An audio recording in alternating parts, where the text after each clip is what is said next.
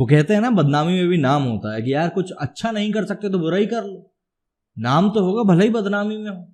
तो कुछ उसी तरह का काम हुआ है अभी बीजेपी नेता कपिल मिश्रा जी के साथ। कपिल मिश्रा को हम सब जानते हैं, दिल्ली में जो दंगे हुए थे उसके पहले उनके एक बहुत ही बड़े बयान को लेकर, वो बयान कुछ इस तरीके से था कि उन्होंने पुलिस को कहा था कि अगर पुलिस ने 3-4 दिनों के अंदर प्रदर्शनकारियों को नहीं हटाया तो फिर उनके जो बंदे हैं वो ये काम करेंगे। तो इस तरह इस बात को लेकर वो जरा सुर्खियों में उस टाइम आ गए थे। और फिर अभी कुछ और फैसले आए हैं, दिल्ली के दंगों को लेकर चार्जशीट वगैरह दाखिल हुई है, तो फिर से वो एक बार सुर्खियों में आ गए हैं।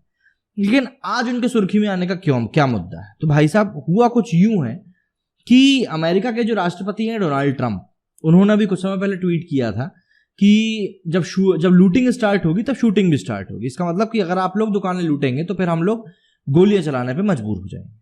और ऐसा ही कुछ अमेरिका में हुआ भी है। जॉर्ज फ्लॉयड की मृत्यु के बाद कई सारे प्रदर्शनकारी सड़कों पे आ गए और उन्होंने भयंकर तरीके से प्रोटेस्ट करना शुरू कर दिया। पीसफुल प्रोटेस्ट उसको कहा जा रहा था, पर वो लग कहीं से ही पीसफुल नहीं रहा था। अगर आप दुकानें लूट रहे हैं, गाड़ियां जला रहे हैं, तो वो पीसफुल कौन सी डिक्शनरी में होता है ये मुझे समझ में नहीं आता। खैर ठीक है, होता होगा, बड़े लिखे लोगों की, डेवलप्ड कंट्री की जो डिक्शनरी है उसमें होता होगा, उस बारे में हम चर्चा नहीं करेंगे।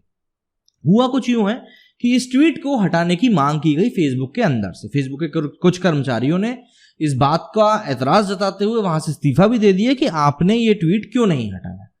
अब मार्क जकरबर्ग का कहना था कि ये मुझको कहीं से भी कहीं तक ऑफेंसिव नहीं लगा, इसलिए मैंने इसको नहीं हटाया।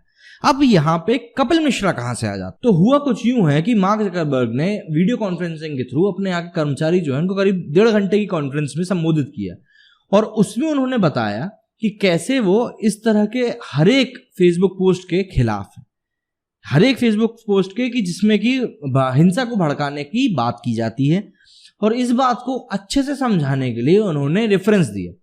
जब रेफरेंस दिया तो रेफरेंस में उन्होंने ये कहा कि भारत में जब सीएए और एनआरसी के खिलाफ प्रदर्शन चल रहे थे तब वहां के एक व्यक्ति ने कहा था कि भैया पुलिस, अगर आप 3 दिन में ये प्रदर्शनकारियों को सड़क से नहीं हटा पाते हो तो फिर हमारे लड़के ये काम करें। तो मार्क जकरबर्ग का कहना था कि ये जो पोस्ट था, ये जो कथन था, इसमें सीधे तौर पर हिंसा भड़काने की बात की जा रही है। तो इस पोस्ट पे मार्क जकरबर्ग का कहना था कि हाँ, ये पोस्ट हम हिंसा भड़काने वाला मानते हैं, तो इस पोस्ट को हम हटाएंगे और ऐसे ही पोस्टों को हम हटाने की सोचते भी हैं। लेकिन ट्रंप वाला ट्वीट हमें कहीं से कहीं तक अपोजिंग या ऑफेंसिव नहीं लगा था। यहां पे उन्होंने बिना किसी का नाम लिए रेफरेंस दिया, लेकिन हम जानते हैं कि जो बात उन्होंने सीए एनआरसी के सपोर्ट में कही जाने वाले इंसान के बारे में की है, वो इंसान आखिर कौन था?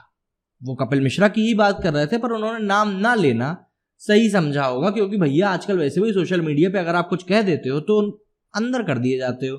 जकरबर्ग भैया भी हो सकता है इसी बात से डर गए, वैसे ही मोदी जी ने उनको टाइम पे साइड तो कर ही दिया था। खैर, कपिल मिश्रा जी ने एक अभी ट्वीट भी किया है। उस ट्वीट में उन्होंने अपने जो यूएस सिटीजन्स हैं उनको ये भी कहा है कि अगर कोई गलत व्यक्ति आपके यहाँ की सड़कें रोक लेता है, आपके घरों को जलाता है, आपके सामान को जलाता है, तो आपको उनके अगेंस्ट खड़े होना पड़ेगा, उनकी आंखों में आंखें डाल के उनको कहना पड़ेगा कि हम आपको हमारे शहर को नहीं जलाने देंगे। तो इस तरह की उन्होंने अपील अपने यूएस के भाइयों के साथ भी करी है।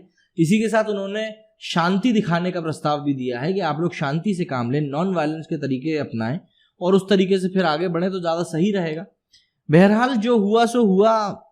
कपिल मिश्रा के जो कर्मकांड हैं उनके थ्रू भले ही अच्छे ना हो या बुरे हो, जो भी कुछ हो, लेकिन उनका नाम तो आया जकरबर्ग की जुबान पे, नाम नहीं आया, काम तो आया। इसीलिए कहते हैं कर्म करो, फल की चिंता मत करो बेसिकली। तो देखिए, कपिल मिश्रा जी ने भी कर्म किया और फल की चिंता उन्होंने की नहीं और बात सामने है। तो इस पूरे मुद्दे में मेरा कहना बस ये है कि सीएए एनआरसी को लेकर हमारे देश में भी बहुत बातें चली।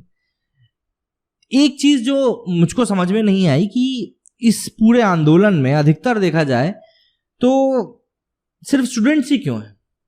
अधिकतर देखा जाए तो यूथ है। बड़े नेता जो हैं वो बिल्कुल फ्रंट लाइन पे नहीं दिखते हैं, वो स्टूडियोज में बैठ के बात करते हैं पर सामने नहीं आते। तो मैं आप लोगों से कमेंट में इस बात का जवाब जानना चाहता हूं कि आखिर जब इस तरह के प्रोटेस्ट होते हैं तो सिर्फ ये यूथ ही अधिकतर क्यों दिखते हैं? मतलब मुझे तो 70-80% यूथ ही दिखते हैं। तो आप प्लीज मुझे इसका जवाब कमेंट बॉक्स में दीजिए। बाकी अगर मुझे सही लगता है तो मैं अगले वीडियो में आप लोगों को इसका जवाब जरूर दूंगा। मेरे इस वीडियो में बस इतना ही। जय हिंद, जय भारत।